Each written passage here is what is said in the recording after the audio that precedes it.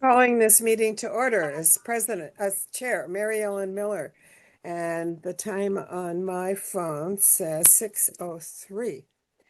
So again, thank you all for your attendance.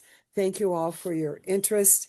I just so appreciate. We've got more turnout than we even knew about before registration. Gretchen, we're going to switch over to our speaker, and I'm turning the Yeah, I microphone put the back. membership page up there. So it's ldvumrr.org, and there's our membership page. It's under membership.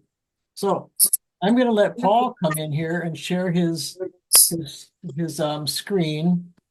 So I'm going to stop sharing, and Paul, you can turn yours on. If I may, I'd like to give some folks some information about you. This is Sure. Oh, Catherine. please. All right. Go ahead. All right. So we're so pleased to have Paul with us this evening on this vital topic of wetlands. Paul has been the president and executive director of the Wetlands Initiative since 2011. He serves on steering or executive committees of the Chicago Wilderness Alliance and the Chicago Calumet Rivers Watershed Alliance, and is a board officer of the statewide Prairie State Conservation Coalition. Before joining the Wetlands Initiative, Paul was director of Chicago programs at the Gaylord and Dorothy Donnelly Foundation. He's previously served in operations and development roles at the Nature Conservancy of Illinois, and then spent a few years managing Professional Theater Company. A Chicago native and a recovered newspaper reporter, Paul has served on the boards of the Gift Theater Company and the Alliance for the Great Lakes. He lives with his family in the city's South Loop. Welcome, Paul. Well, thank you for that introduction. I'm now going to share again because it stopped. Let's see if this works now. Yeah, so I have had the pleasure of leading the Wetlands Initiative for about 15 years now. And we are an organization that was founded about 30 years ago with the idea that the Midwest needed some specialists in restoring wetlands, as distinct from protecting existing wetlands.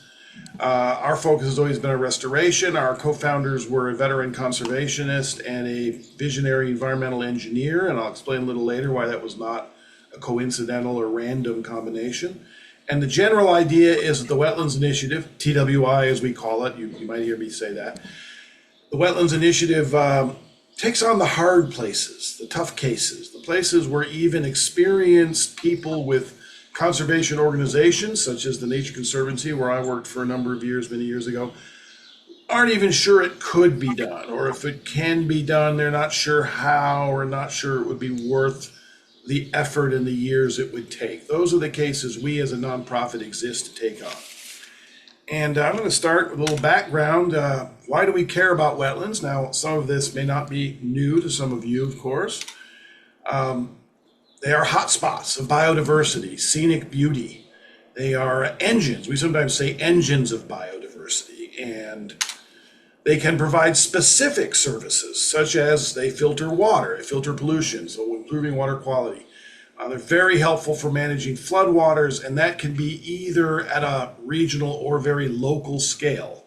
We often say that wetlands are like the nature left us sponges scattered across the landscape, and they work just like the sponge in your kitchen to clean up a mess of water that happened to arrive. Except unlike the sponge in your kitchen, you don't squeeze the wetland, you just let it gradually and gently and naturally absorb the water and then gradually let it go instead of overwhelming the local streams or your basements or whatever else.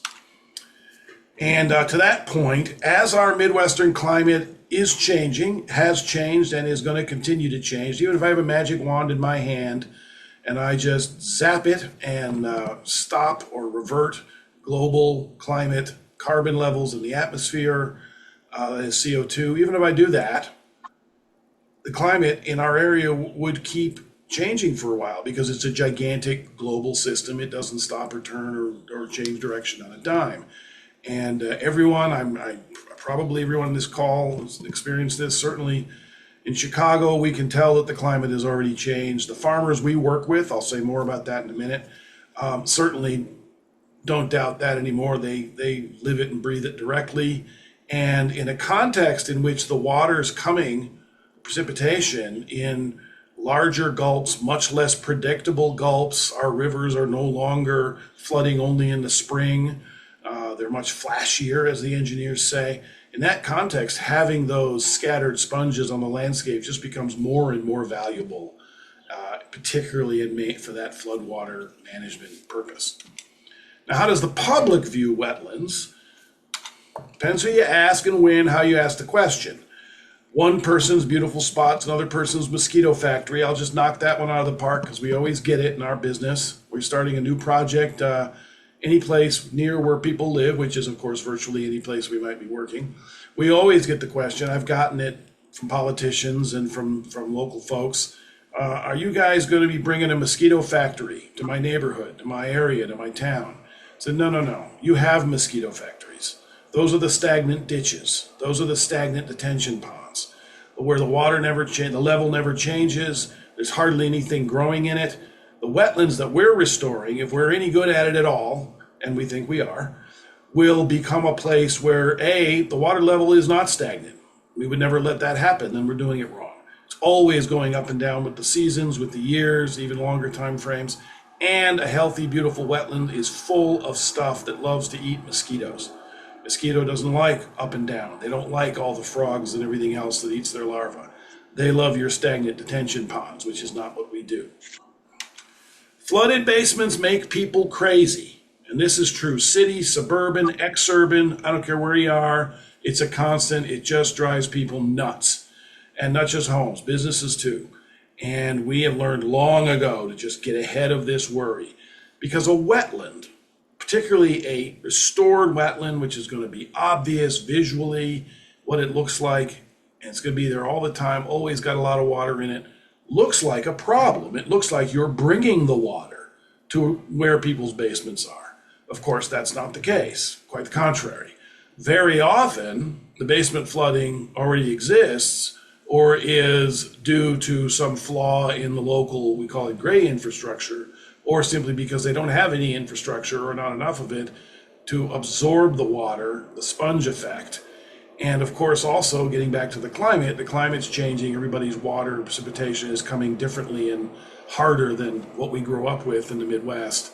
So it's a perception thing, but you have to get ahead of it. And I had a very wise person who was a senior person at one of our big county forest preserve districts in the Chicago area. So a public servant, a civil servant, and we were doing some work with his agency on his ground, surrounded by a couple of subdivisions. And he said to me, Paul, you have to not only make sure that this restoration doesn't end up flooding anybody's basements, you cannot for one moment look like it might. That's how much of a third rail you've got going on there. Third rail, that's a Chicago thing, sorry. And then the other thing to mention here is that many owners of working lands think that having a wetland risks having their land effectively taken away. And actually, I would now add, the next time I update this presentation, I'm going to add having their land effectively taken away now or in the future. And I've learned that through some work that I'm going to talk about a little later in our state capitol in Springfield about a wetlands bill, piece of wetlands legislation. And it has really made vivid for me the colossal, vast, and deep loss of trust across the political and cultural divide in our country. And where it hits the ground here with our farmer friends in particular it isn't just that they think that they sort of don't believe us on certain aspects of what a wetland is or who might decide it is and so forth like that. And it isn't just that they don't want to end up regulated as a point source polluter by the federal government or somebody.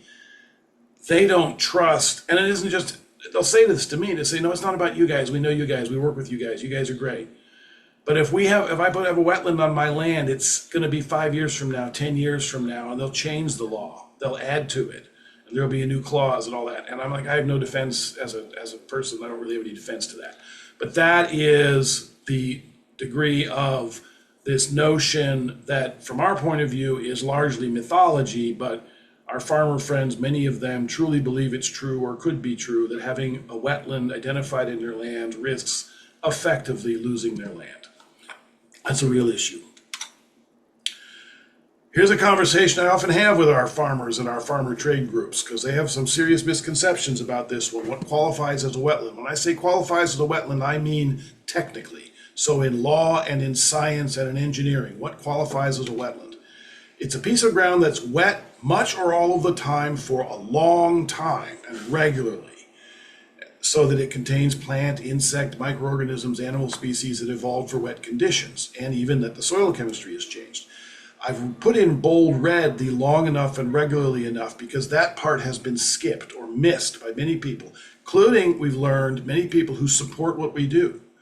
I've gotten the call in my office probably 10 times in the last dozen years of someone, usually in an exurb of Chicago or somewhere else in the Midwest, and someone is about to build something, fill in something.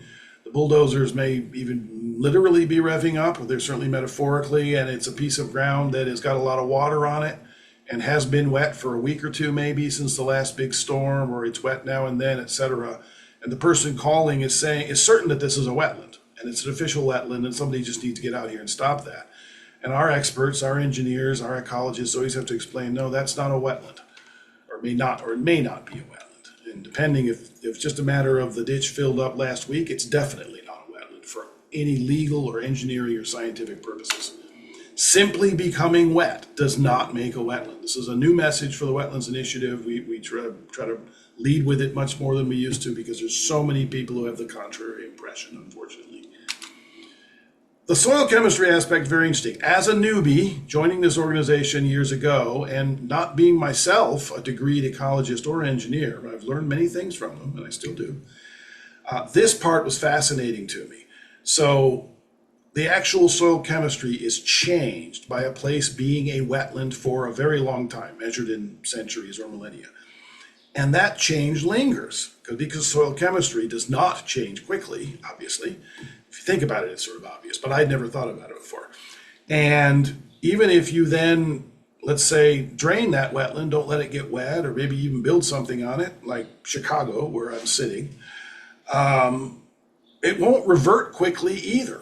And for a certain period of time, measured in decades, not centuries, but measured in quite a good long time, you have a thing called hydric soils, and it's still going to be there. And it's going to tell you where wetlands did or do exist. So it's sort of a fingerprint. It's not an eternal fingerprint. It does go away over time, but it's still very interesting. And since ecological science, engineering science came to understand this, this has had some interesting effects.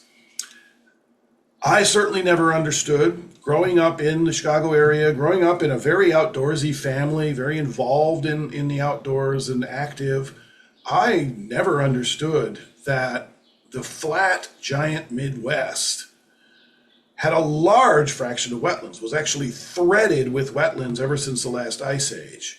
You know, the impression you'd get from the school books, if you will, is more like there's the giant northern boreal forest, that's way over there, and then there's the mountains way over yonder, and where we have the great prairie, and the wetlands is the great big swamps or marshes, of which we used to have a few of those too, but you know, big, distinct. But that's actually not the case. In fact, a healthy prairie to savanna landscape, such as we had in the Midwest originally across a vast area, is naturally threaded with wetlands. The two are absolutely linked. They go together. The one can't be healthy without the other in some ways. Well, that's this point, yes. Depends on wetlands of many types and sizes. And the other thing, of course, now I understand, but I didn't when I was younger, is the Midwest being so rich in rivers and streams. Of course, primarily the great Mississippi system, the heart of the Mississippi system. And these streams, which because they're mostly slower, I mean, they don't come rushing out of the mountains because that's not where they are, and originally were very connected with wide floodplains, and they moved around a lot. Everything from the giant Mississippi all the way down to our more, moderate or local small streams in nature moved around a lot. So that meant that they were both creating and connecting with a lot of wetlands. So I think this next thing is a map, which I need to make sure everybody takes the right picture from. So here's a map of those hydric soils. This is a 2009 map of the hydric soils in the state of Illinois. And I do want to make sure that I call everybody's attention to the box at the bottom right. This map is zoomed way out. So look at the legend. The blue you see here in Illinois is a lot of dots. It's a lot of dots of small to medium wetlands mostly, only a couple of very large ones. So it isn't the case. I mean, you look at that blue and you'd say 30% of the state looks like 60% of the state. No, it's not. It's 30%. If we could zoom in on a certain county in east central Illinois, we'd start to see, lots of blue mixed in with some white. But still, the overall point is made that wetlands originally were almost everywhere in the great flat state of Illinois. And indeed, a reality check on all this is you look at it, a logic check. The parts on this map that have the least blue are the least flat parts of our state. So down at the bottom, the Shawnee Hills, the Shawnee National Forest, which is on the Shawnee Hills, there's a band of mostly white there. That's a little fingerling foothills of the Ozarks type formation. The water doesn't stay in that landscape very fast or very long. Up at the northwestern part of the state, the driftless region, which I'm sure many people on this call are familiar with. Some people may actually be hearing this from in the driftless region across 4 states. So the driftless region, of course, is very hilly and it's very well drained. Lots of gravel hills, lots of sand, and you don't have a lot of the actual long-term wetlands. But everywhere else in Illinois originally had lots and lots of wetlands. Why do we have less than 10% today in our state? And there's similar percentages in every other Midwestern state. I think Illinois might be the most extreme, but all the flat states have very similar enormous losses. Most of the vast prairie wetlands landscape became the world's most productive agricultural region. And in particular, and I'll talk about this a little more later, we have the underground systems of what are called field tiles. Most of our rivers and streams are no longer allowed to move around. They've been straightened, levied, otherwise altered, which stops them from doing that and also separates them from their floodplains where the wetlands are or were. We've directly filled or drained many of our wetlands to build cities and towns, railroads, highways. I'm sitting in Chicago, which is a big example. There's many other examples of all sizes of where places that were partly or largely wetland are now human-built infrastructure. And a particular kind of infrastructure, very important in great advances in public health during the 20th century, which is the engineering for water supply, sewage treatment, so forth, did end up meaning that a lot of wetlands were degraded or destroyed as well. For the Midwest to again have plenty of healthy wetlands providing their many benefits, our primary task has to be restoration more than protection. The sizable, healthy remnants that never got filled in are mostly already protected. There are many smaller remnants that we'll talk about we still need to do things for. But about restoration, good news and bad news. First of all, it is a lot more complex than restoring, say, prairie or savanna because of the water. You have to have deep skills in both engineering and hydrology, engineering and ecology, or it won't work. And that means that at the Wetlands Initiative, we hire the guys with the big equipment to move stuff and dig stuff. And in this case, this picture in the middle here, they're both digging and breaking one of those field tiles because that's the kind of stuff we have to do working in the vast built environment that the Midwest is. On the other hand, wetlands are resilient, and it's not at all or nothing. So in the center picture, there's a member of our staff working with a farm landowning couple talking about where a healthy wetland could be on their working farm without disrupting the working farm. The bottom right, which is in the Calumet region, you can see you sort of can't really see it very well how good the quality of that wetland was in this picture taken. Wasn't good at all. It's mostly an invasive monoculture. It's right next to a giant power line, regionally significant power line, an interstate highway. And we, with a lot of collaborators, have been restoring that particular wetland for several years now. I'm happy to say it is in spectacular shape and has increased in its diversity and beauty enormously, because you can do that. Doesn't mean you're going to get all the way to grade A to a Ramsar site, which is I'll talk about in a minute. You'll see a picture, but you can get it to grade B, and you don't have to move that power line to the interstate to do it if you have the skills and the technique and the modern equipment to do it with. Another good thing that's helpful to us, notwithstanding my comments about the issues right now politically and talking with farmers, broadly public perceptions of wetland have shifted for the better in recent generations. Says unevenly and imperfectly, I would agree with that as well. More people today, particularly younger people, which is almost everybody besides me at this point, view wetlands as something to be valued much more than was true in previous generations. And so that is sort of our longer term secret sauce, if you will, in terms of getting the permissions and the money to do what we do. So let's talk about a few specific things. Might be a couple people here on the call who, I know there are actually, who have been to the Sioux and West Dixon Waterfowl Refuge, which is in north central Illinois, along the Illinois River. This is what it looked like about 140 years ago-ish. So the big stream there coming down is the Illinois River, and this is just south of where the Illinois River takes an almost 90-degree turn. It's called the Big Bend, and it's about 45 driving minutes north of Peoria. And as you can see, to our right, that is east of the river, is a big backwater area, a little below off this image. It's actually connected to the river. Several lakes, small lakes, streams, and you can see if you look close that in the 1880s, 1890s, people were in there trying to farm it. It wasn't going well at all because the river, of course, did what rivers do and flooded them out constantly. Then, just before World War I, the landowners in this area, totaling around 2,800 acres, got together, formed thing called a drainage district, which many of you may be familiar with. It is a thing in law in every flat Midwestern state, and they can form that, and then they can pool their resources and in effect sort of tax themselves and each other to put in infrastructure. And they did that, and they built a levee, and this was the era of the first practical, affordable, large steam pumps, and they did that. And for about 75 years, it looked like this. That's the levee on our left. And that's the corn crop. That's mid-1990s, that picture. And that's what it was. It went from that to that. But today, it looks like that. And that's a wet prairie that is just spectacular.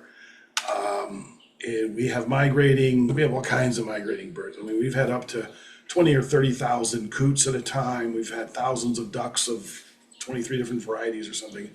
And as we speak, all that started happening about 25 years ago, the restoration of the refuge, the acquisition. It's a whole longer story I'm going to skip, don't have time, but you can read a little bit about it on our website.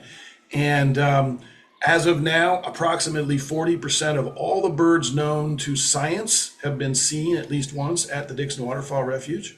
Known to North America, known to science in North America, have been seen at the Dixon Waterfowl Refuge. If you know anybody who has a life list as a birder and they haven't been to this place yet, I highly recommend it.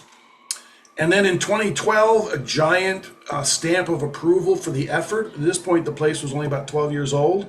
This is a very technical designation. We had to submit a pile of technical data, literally 2 or 3 feet tall if you printed it. And we got put on this international list, which is the ultimate international list of serious wetlands. And that was a huge day for our organization, our co-founders, who'd originally been told by conservationists that they really wouldn't be able to do this. So we were happy to prove them wrong. Another place we've worked, some folks may have heard of the Joliet Army Arsenal, which is south of Joliet, Illinois, and it was a place where the U.S. Army from World War II through the Vietnam War made the bombs, made the munitions for the tanks, the ships, and everything else. And it was originally 30,000 acres, and they condemned it actually in 1940, and then they had a lot of buffer area for understandable reasons that they just leased out to farmers, and it looked about like this. This is when it was still operating, I think in the 1950s, or at least the heart of it. It was much bigger than this. It had a lot of facilities. And then by the 1980s, it looked like this. It was mothballed, had been. It was just sitting there. And had these ammunition bunkers where they would, when they made the shells with the TNT, it had to cure for 30 or 60 days. They needed something cool, quiet, and stable to do that in. They built hundreds and hundreds of these things in rows. And in the mid-90s, it was being retired by the federal government. And the big argument, the big question was what would happen to it. Conservationists got together and succeeded in getting about 2/3 of it dedicated as Midewin National Tallgrass Prairie, at that time a new designation in the federal system of a national tallgrass prairie, and easily the largest piece of conservation open space in the large Chicago region, so it's very significant. And it is to this day, and we have been working there for 20 years, again, with the Forest Service, but also with other collaborators on restorations, which again is to that concept of a healthy tallgrass prairie landscape is going to be threaded with wetlands. That's where we come in. And having a lot of success there. I'm happy to say that as of a couple of years ago, we now have sandhill cranes nesting in restored wetlands at Midewin National Tallgrass Prairie, which is, of course, a giant vote of approval. Since nobody put the birds there, they had to decide to do that. Updates. As of more or less now, there was a particular big push over a number of years that on the west side of Midewin that restored nearly 2,000 acres. Very beautiful stuff. You can all go see it and walk it now if you're in the area. And Forest Service stepped up. They spent the money, and it wasn't a small amount of money, to tear out twice as many of those old bunkers and roadbeds as they'd originally committed. With Open Lands, larger organization here in Chicago, we've launched the next big restoration project, which is off to a great start. And indeed, we're very optimistic about a key funding decision to take it. I should say grant, not grant, it's a typo. This will be a complete stream watershed restoration. The first one done at Midewin. We think the largest one ever done in the Chicago region. It's very exciting for us, and it's off to a great start. Smart Wetlands is a very different kind of project for us. This is not about restoring wetlands for their intrinsic values. This is about putting wetlands onto a human landscape, the Great Farm Belt, for a specific benefit. And the background, of course, and there may be people on the call already familiar with this, is the productivity revolution in Midwestern agriculture in the sort of last couple, 3 generations. And indeed, this is 2019. I mean, the farmers we work with now sneer at their neighbors and tease them if their corn yield is less than 200 bushels. So, I mean, the thing has just continued to go up. And there's basically, I mean, there's a number of reasons for that, but the 2 biggest by far are the realization starting 50 years ago-ish that the Great Flat Midwestern was sort of the ideal, efficient place to deploy drain tile networks. They always existed, but it became clear that the big flat area is the place when they make the most sense. And so it's simply a long linear pipe 3 or 4 feet below the ground, and it helps the farmer control the hydrology. It really smooths out the wetness cycle by removing a lot of the water and putting it into the ditch or the creek nearby. That interacts with the other great innovation, which of course is the invention of modern fertilizers at scale, nitrogen and phosphorus fertilizers, which farmers of course deploy, and not just in the Midwest anymore, but this is sort of the most spectacular deployment of them. And unfortunately, this all leads to some very large unintended consequences across the whole Mississippi system. And I sometimes say that the farm nutrient runoff issue is the water quality issue of our time in the Midwest, or the unsolved one, let's put it that way. The hypoxic zone in the Gulf of Mexico, which is very serious though, is not the only impact. I always make sure people understand this is impacting us here in the Midwest now. And I know there's people on the call who are going to be familiar with some of these. These are some of the algae blooms. There's all kinds of action in Iowa about this issue, legal and financial and political and otherwise. A little bit in Ohio, some in Illinois, not as much as we like.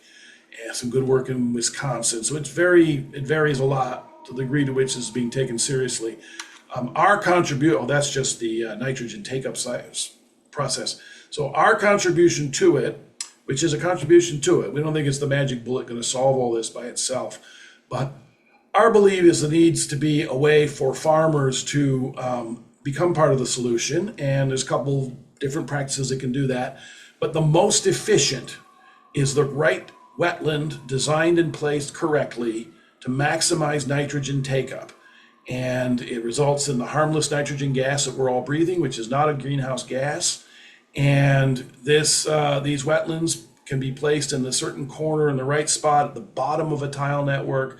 Tile network is bringing this nutrient overloaded water directly to a certain stream, a certain ditch, spread it out, put a wetland there, get the right plants in it.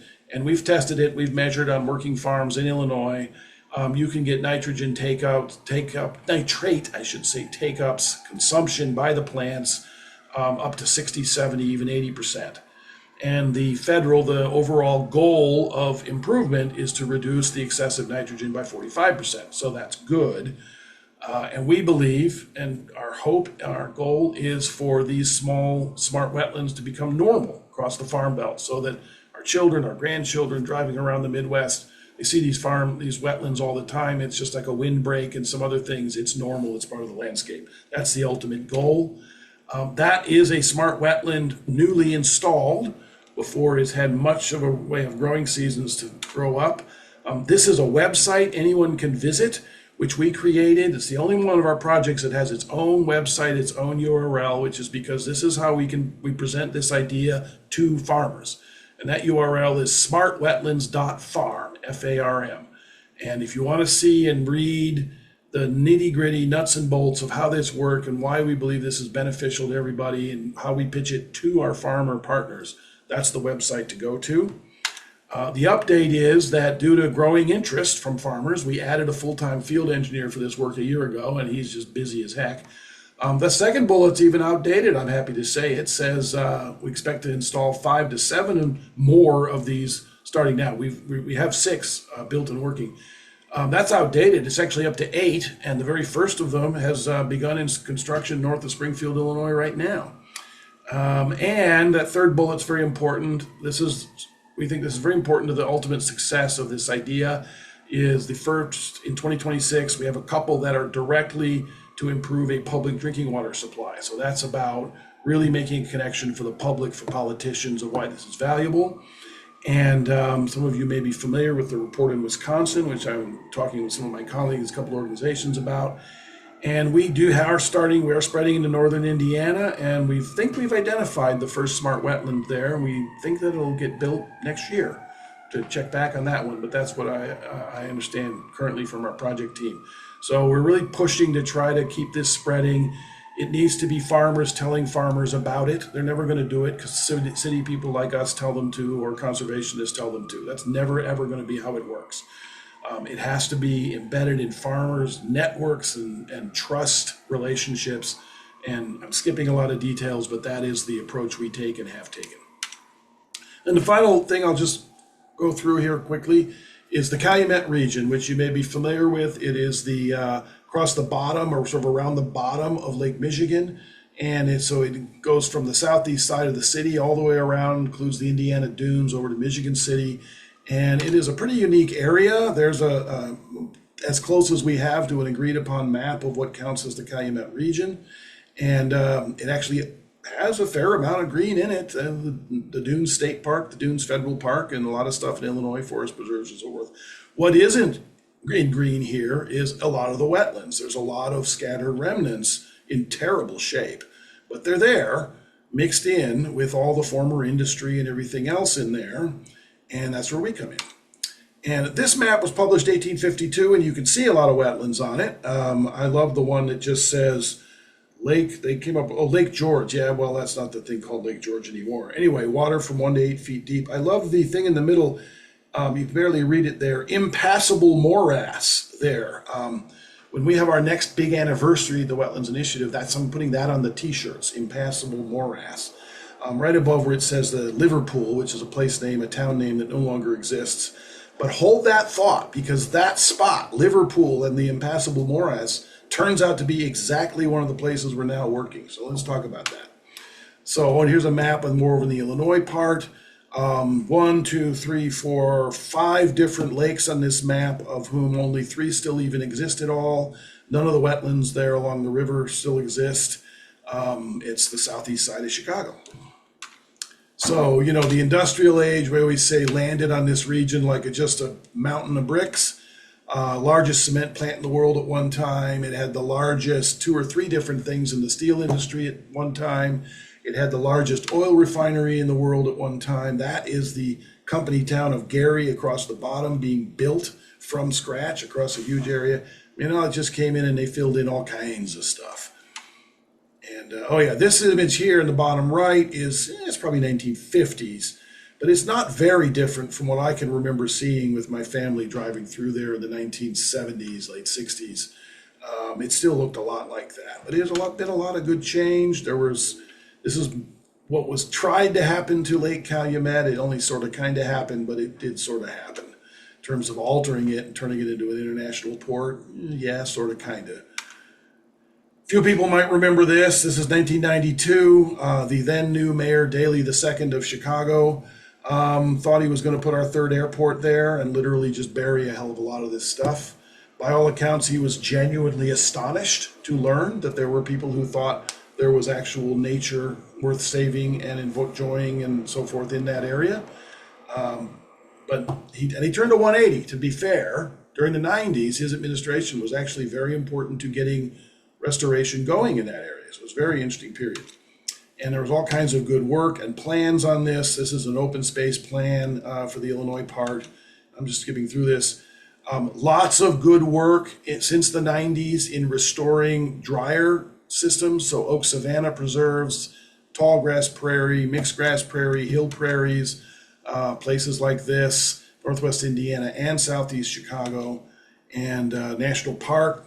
It keeps improving itself in some ways, and a lot of young people getting involved. That's a beautiful hill prairie that's now called Marion Burns Prairie. It's a forest preserve site in Chicago. And but the big wetland remnants were mostly still kind of sitting there because they were really tough to look at. And how are you even going to restore that? You're not moving the interstates. You're not moving the railroads. You're not moving any of that stuff. So how are you going to do that? That's where we came in. So this is the north end of the former Lake Calumet. You're looking north toward Chicago, toward the city, the center of Chicago. And that is a thing called Square Marsh. It's been sitting there behind 8-foot fences with razor wire since like World War II. It's owned by that port district. Been on conservationist wish lists and vision lists since the 1980s, maybe even the 70s. And it's just absolutely a disaster. I mean, the muddy brown water has no vertebrate reproducing in it except common carp. No aquatic vegetation whatsoever. Hydrology just completely messed up. And but with the Nature Conservancy of Illinois and that port district, we are restoring it. And that is happening. And the first stages have already happened. And my prediction is that within a year or two, you're going to be hearing about Square Marsh in regional and national news media. It's a very big deal. The west branch of Little Calumet River, this is on that map talking about where it said Liverpool and the impassable morass. This is the floodway of a small river. And they started trying to build in it, and in the 1950s, they kept doing that, suburbanization basically. Didn't go all that well, as you can imagine, being literally right next to a highly flood-prone, slow meandering Midwestern river. And they just, this kind of stuff just kept happening. 2008, there was the mother of all storms, the new mother of all storms in our new climate, and closed I-94 for 3 days. That put it in the national headlines. The Army Corps of Engineers and the state of Indiana had been trying to build a flood control bathtub. They hadn't really finished it by 2008. Everybody got fired. There were legislative hearings. It was a big deal. And on this map, the different colors are neighborhoods of the nearby municipalities. So the city of Gary's sort of to the right and up. And then you have Griffith and Hammond and Highland, a couple other municipalities. And the sort of vacant area in the middle where you see the words Little Calumet River, that's a 2,000-acre flood control bathtub. No structures left in it. They closed some roads. It's just sitting there, giant vacant lot or series of lots. And they finally got it to work. It does work for its purpose, and it holds vast amounts of floodwaters every now and then it drains out. And it's just an ugly, messy wetland full of ecological junk and human junk and really terra incognita that no neighboring community would ever set foot in, that it wasn't safe and it just wasn't pleasant. That's where we came in. After I got this job, I got yelled at by some colleagues of mine in that area saying, can't you guys do something better? Can't we have something better here? It's never going to be built on. And with the National Audubon Society, Nature Conservancy of Indiana, Lake County, Indiana Parks Department, City of Gary government, a couple other partners. We've been hard at work on it for close to 10 years now. A lot of it used to look like that, or really all of it used to look like that, or bigger versions of that. Or it looked like that, giant, wet, soggy, vacant lot full of invasive species and not much else. And you had a lot of this stuff, old crumbling low head concrete dam you can see there, and the river you can see straight ahead was straightened there, but the straightening didn't even really work. It sort of also meanders off to the right. I mean, it was just a mess. And you just flew by it on 994 and looked like wasted land. You didn't know what was ever be done with it. They did on those levees put a bike trail system, but typically they didn't connect it to anything. It's like this isolated loop of a bike trail system just sitting there. But still, that's an asset, that's bones to build on for public access. So we're hard at work. This map is pretty up to date, I think, in terms of progress. The purple is actual restoration areas. The various different shadings and colors are different levels of design engineering. There's a local special purpose district in charge of all this, the flood control. They're on board, they're supportive, they're helping fund it.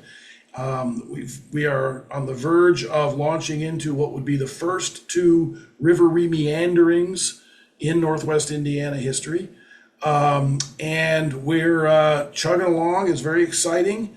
There's a lot of uncertainty and issues under the hood that I'm going to skip. I'll just give you a little couple of highlights. This is the logos of all the different parties that are directly involved. Well, not all of them, sort of just the core group. There's more. But updates, new water control structures, get control of the hydrology first is always important. This effort does have its own full-time field crew now on the payroll of that county park district. Sandhill cranes, again, another place, showing up to nest. That's a big deal. Big ecologically conservative species showing up on its own to decide to nest and raise those cute little colts, which are always great publicity. We also have a pair of bald eagles now nesting. Actually, they were nesting nearby and they moved themselves and built a new nest into the area, one of the areas in purple that we've been restoring. So that was a great piece of validation. And you can see some of the other improvements here. I'm very excited about Hatcher Park, that completely derelict City of Gary public park up to the northeast part. We believe that can become sort of a public gateway to all of this as a gigantic resource and public amenity. If we are ultimately successful, this will be the largest urban wetland restoration yet done in North America. We're not there yet, but boy, we're going hard, and it's very exciting for everybody involved. Another thing in the Midwest, a great example of the challenge, Indian Ridge Marsh. It was sitting there for decades. It was a thing called Indian Ridge Marsh, a marsh of Lake Calumet. Then the steel industry for years was digging it and then filling it with slag, which is the leftover rock from refining, smelting iron ore. And it looked like basically this for decades. And it's off and on was a birding spot, but then the birds would move on. And it was always on that list of, boy, couldn't this be restored? Couldn't this be something better? And then, since 1986, the Chicago Park District, that's more like 15 years ago now, stepped up and took control of a lot of lands in Southeast Chicago and has really made itself into a restoration agency, in addition to being, of course, a public recreation agency. That's been very impressive, and that continues. And the 2 lead partners with the Park District on Indian Ridge Marsh have been the Wetlands Initiative and Audubon Great Lakes, which is a large divisional sort of department of National Audubon. And we spent a whole summer with a crew there just pulling out junk, 3 big piles of tires, 2 whole cars, all kinds of other stuff. I told the young people working for us at the end of the summer, I'm just relieved you didn't find any bones that we had to deal with. And, it's about invasives, but it's about restoring hydrology. That body of water, as you see it in this picture, was full of common carp. It's getting way better now, getting all kinds of new water birds and a particular experiment. So one of the things about these places in the Calumet where you have things like slag that's been dumped into it, you have artificial cliff-like shorelines. And that is a problem if you're trying to get to Hemi Marsh. You need gradual. Nature wants gradual, doesn't want the cliff.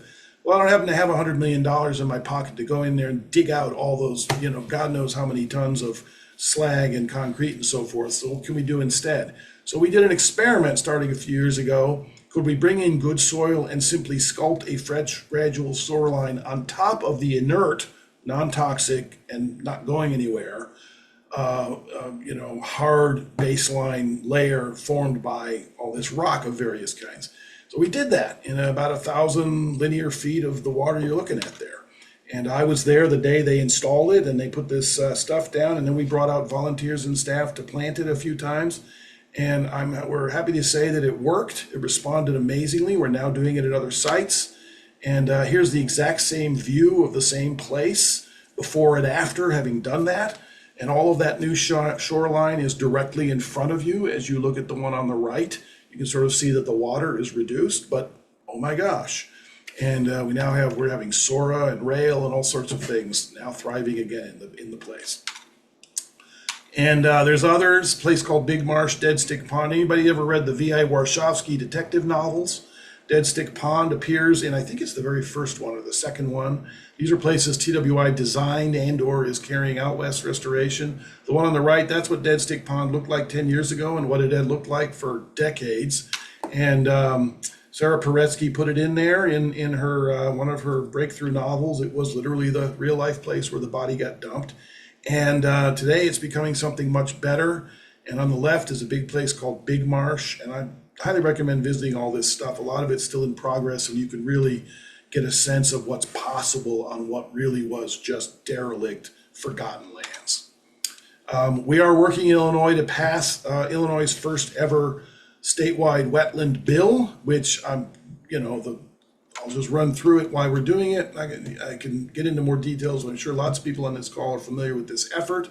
This is about the SCOTUS decision, Sackett, 3 years ago now. And it's important to note that in Northeast Illinois, there are pretty good county programs, which this bill would not supplant because it doesn't need to. And it retains the various exemptions that were in the Clean Water Act, actually still technically are on paper in the Clean Water Act. This is where we're at. The DNR, which has really been kind of dragging its feet on this. I'm told that this modeling mapping exercise is now almost done. We'll see it within coming weeks. And that will help the governor's office get a handle on the upfront cost because that, of course, Illinois' fiscal situation is such that that's the big sticking point. And, lots of folks represented here on this call have been signed on in support, and there's a list of the core group working this in Springfield, and which the Wetlands Initiative is a part, though not one of the leaders. That's not our bag and not my personal history or expertise either. But I am very involved, and I always say the first 3 times in my entire professional life of testifying before real-life legislative committees have all been in the last 18 months in Springfield, Illinois, and it's been a highly educational experience.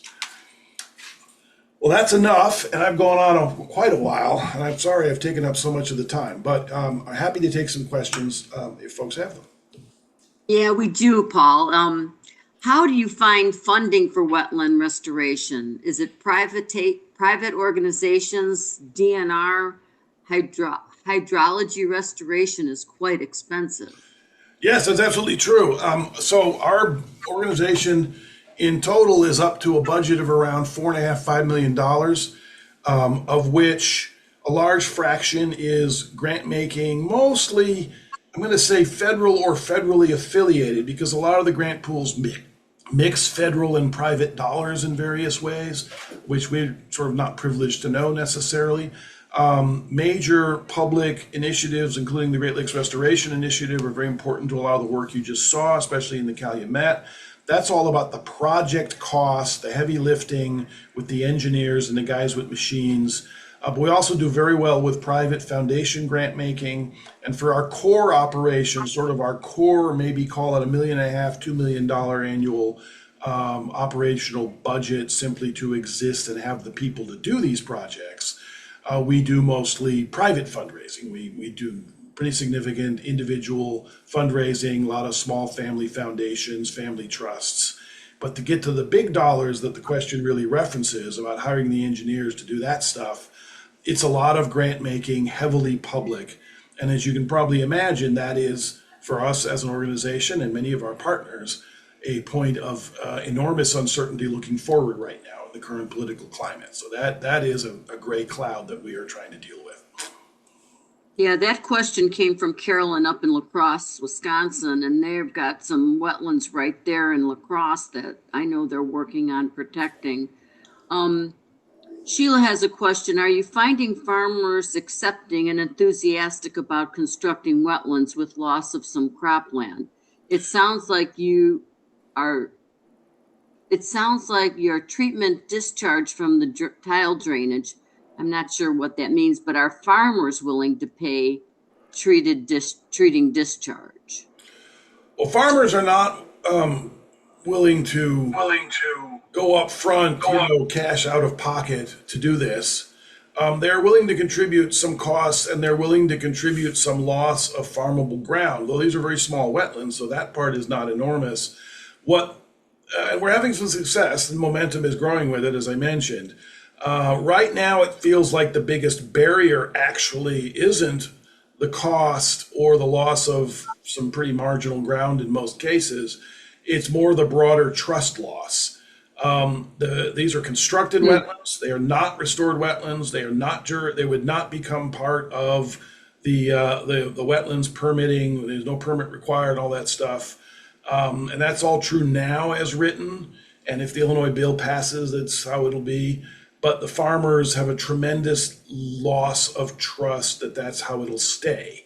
And they have educated us on saying, if I let you guys build a wetland on my property, that's all very nice that it's constructed, and they'll have signed a contract to maintain it for 15 or 20 years, et cetera, et cetera. That's all very nice, but some person like you 5 years from now is going to show up and announce that now it's a wetland and I've lost my land.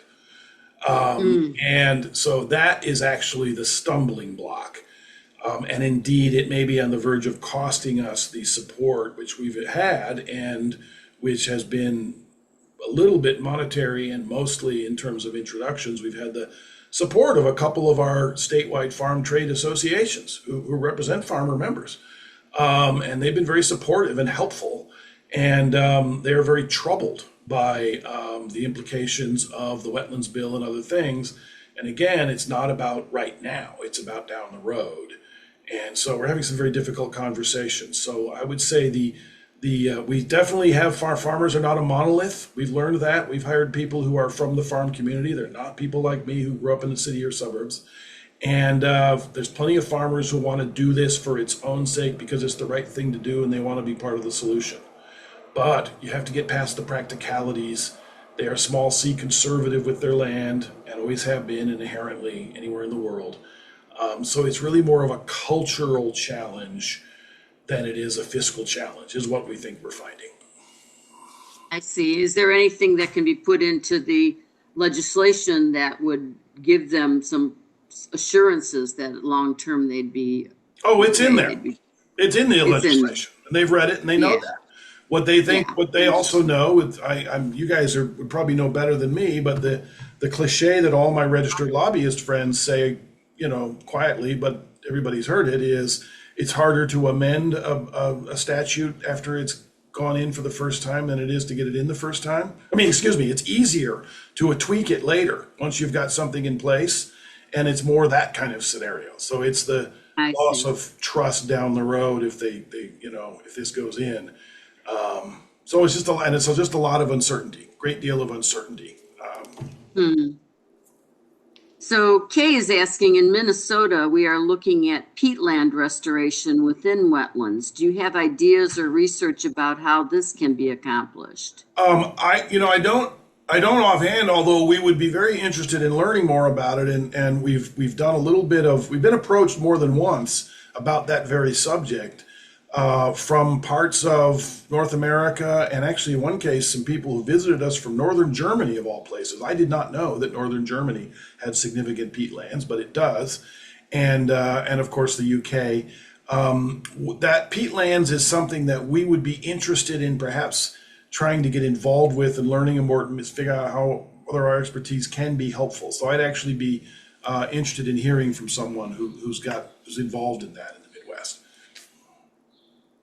There's a question from our friends in Minnesota at the Anoka, Blaine, and what's the Coon League. Is Phragmites the #1 invasive species in Calumet region? Well, it sure is. Phragmites is how it's pronounced. There's a number of species of Phragmites, but they're all most of them are invasive.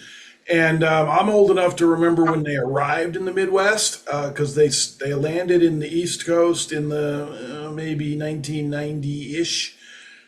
Asian in origin, and started taking over and moving west rapidly on, especially along the sides of our interstates. They don't like being flooded, this species, but it loves moist soil. If it's not going to get flooded or burned, and you end up with these just unbelievable Phragmites farms, walls of it, literal walls of it, much taller than me, as a huge issue in the Calumet, and it's one of the primary restoration challenges is not just getting rid of the Phragmites, but getting the natural species and systems back to be able to stay ahead of it. That is a design and engineering challenge. We're having some success, but you do need some things in place to be able to do it, to stay ahead of it.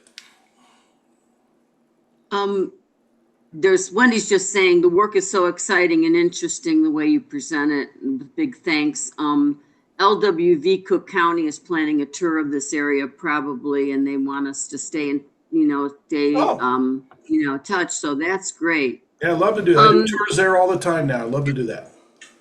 Well, that's great. Can you talk a little bit about the coalitions? When you did that presentation with the Prairie Rivers Network, and you were talking about Quincy and Ducks Unlimited as an interested party, can you talk a little bit about that work?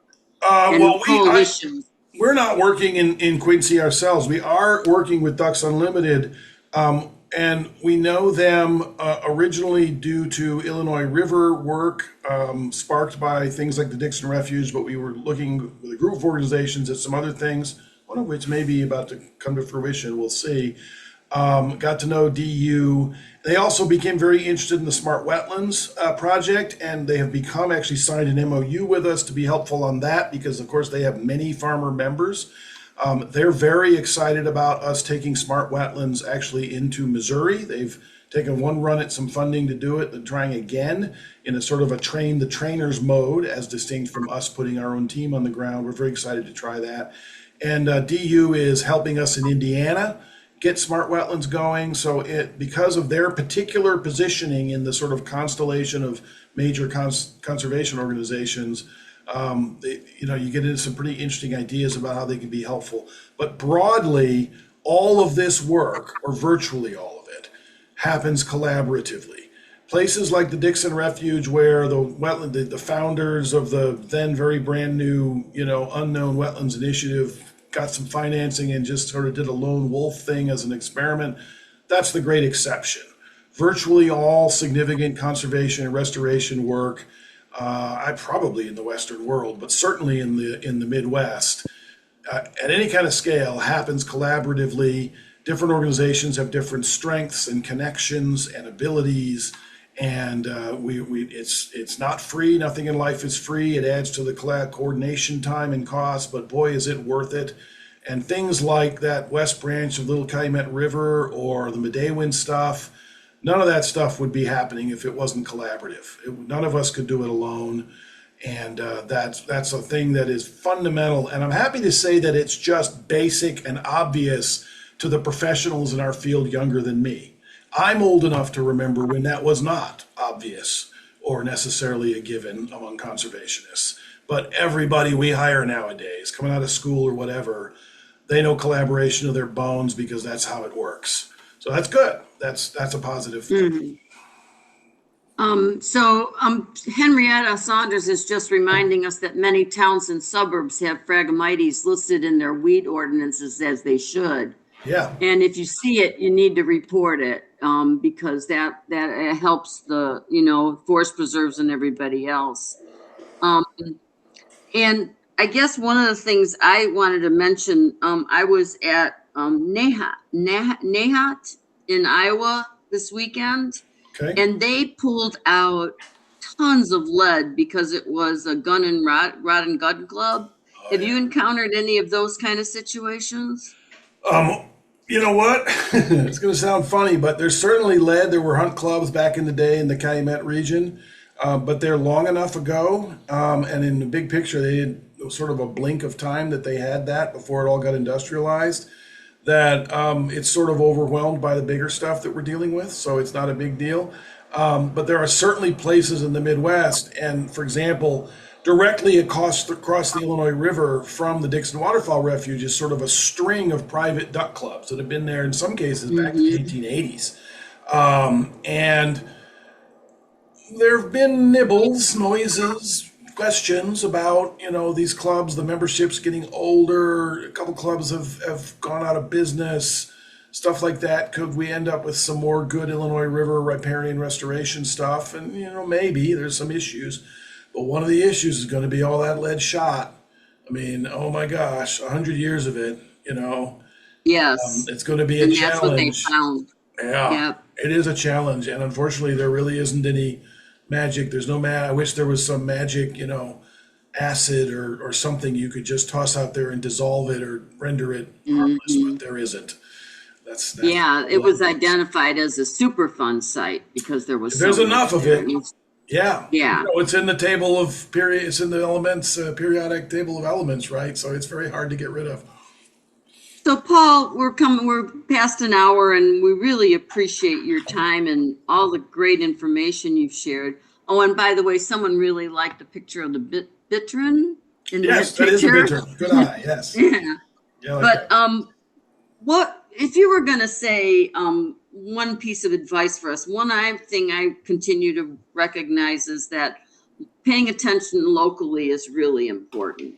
Yes, for sure. If there's anything you can impart to us that as we go forward in our work and that we can take as some good guidance. Well, knowing that these are, the members, the chapters, all of you are so involved in interacting with legislators, local and state, of course, I assume, all over the Midwest, it would be great if sort of my new personal mantra as a voter and interacting with my legislators is when talking about this stuff, about wetlands and the idea of restoring wetlands, protecting wetlands, be armed with the accurate picture, the accurate framing. So, no, it isn't true that if your piece of property gets some monster rainstorm and stays wet for a week, suddenly you have an official wetland. Nope, that ain't it. On the other hand, wetlands are real, they're valuable, they're valuable for people practically as well as for other reasons.